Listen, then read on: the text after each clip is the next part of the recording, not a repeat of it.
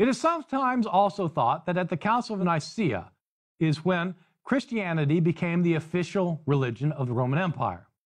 That's not true either. The council was a meeting of Christian leaders who did not have positions of authority within the Roman governmental bureaucracy. They couldn't have declared Christianity the state religion even if they felt compelled to do so. Not even Constantine, the emperor, used the council to declare Christianity the state religion. In fact, to the surprise of many people today, Constantine never did declare Christianity the state religion. Constantine made Christianity a legal religion and a religion that would not be persecuted. And as we've seen, he showered enormous benefits on the Christian church and its leaders that led to massive conversions. But it was much closer to the end of the 4th century, around the year 380, that a later emperor, Theodosius, made Christianity, for all intents and purposes, the one recognized imperial religion.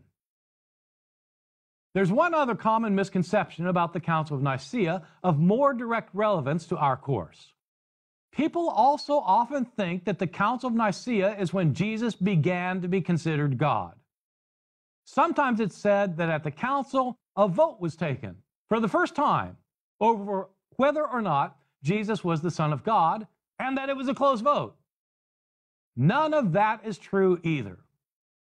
We've already seen that Jesus was considered the Son of God, in fact, himself to be a divine being, virtually at the outset of the Christian faith, soon after his death, as his own disciples came to declare that he had been taken up into heaven and exalted to the level of divinity.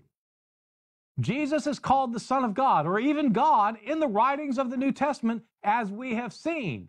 For example, in John chapter 1, verse 1, or the hymn to Christ in Philippians chapter 2, or what Paul says in Romans 9, that Christ is God over all, blessed forever, or in Hebrews chapter 1, where God himself speaks to Christ and says, "Your throne, O God, is forever and ever."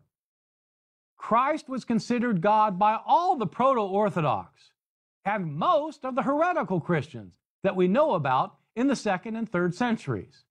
The only real exceptions were the adoptionists, who continued to think that Jesus was a human being who was merely elevated to the level of divinity. But even they thought that he was elevated to the level of divinity.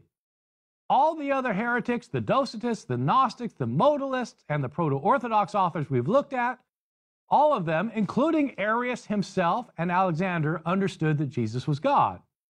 And so the Council of Nicaea was not about whether Jesus was the Son of God, or even whether he was God. Everyone at the council agreed that he was.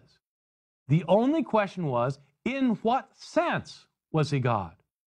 Was he a subordinate deity who came into being at some point in the very remote past, before he created the world, as Arius and his followers said? Or was he fully equal with God and co-eternal with him, so that there never was a time when he did not exist, as Arius's bishop Alexander said?